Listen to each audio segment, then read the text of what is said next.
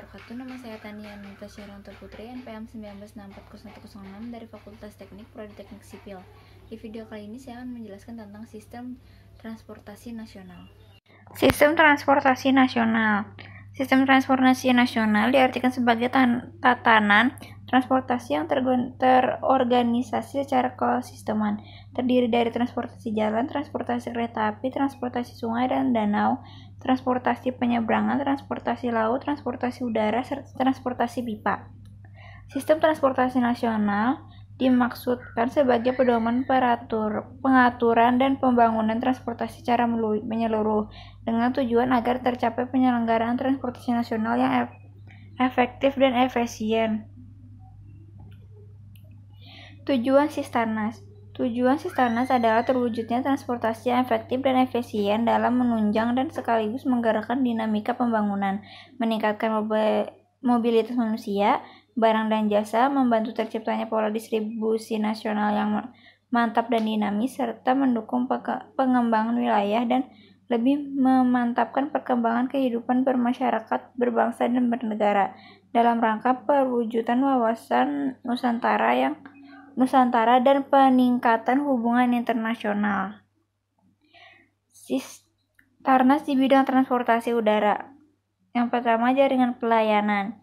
Jaringan pelayanan transportasi udara merupakan kumpulan rute penerbangan yang melayani kegiatan transportasi udara dengan jadwal dan frekuensi yang sudah tertentu. Berdasarkan wilayah pelayanannya, rute penerbangan dibagi menjadi penerbangan dalam negeri dan rute penerbangan luar negeri. Jaringan penerbangan dalam negeri dan luar negeri merupakan suatu kesatuan dan terintegrasi dengan jaringan transportasi darat dan laut.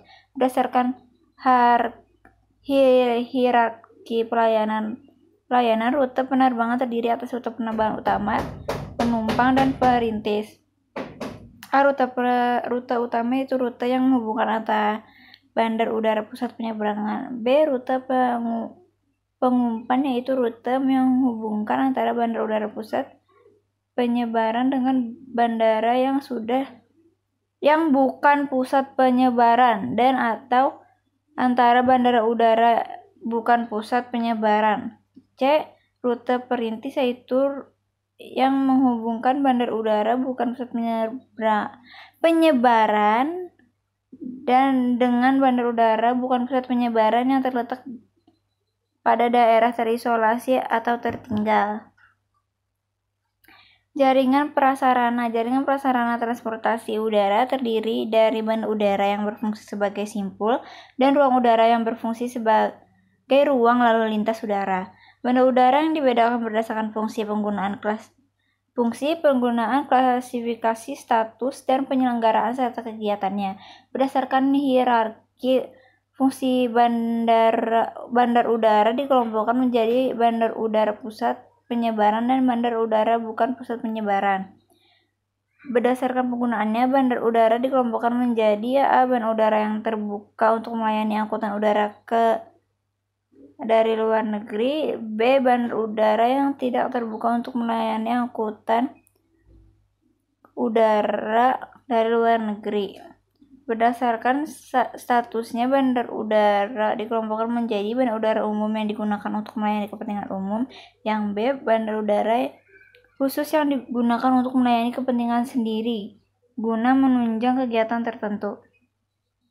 Berdasarkan penyelenggaraannya, bandar udara dibedakan atas A.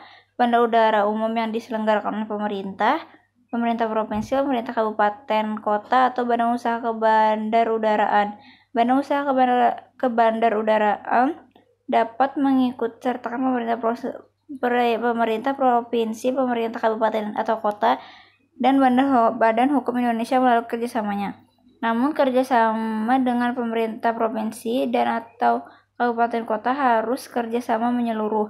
B. Bandar udara yang diselenggarakan oleh pemerintah provinsi, pemerintah kabupaten atau kota, dan badan hukum Indonesia. Berdasarkan kegiatannya, bandar udara terdiri dari bandar udara yang melayani kegiatan A. Pendaratan dan lepas landas pesawat udara untuk melayani kegiatan angkutan udara. B. Pendaratan dan lepas landas helikopter untuk melayani angkutan udara. Berdasarkan fungsinya, ruang udara dikelompokkan atas A. Controlled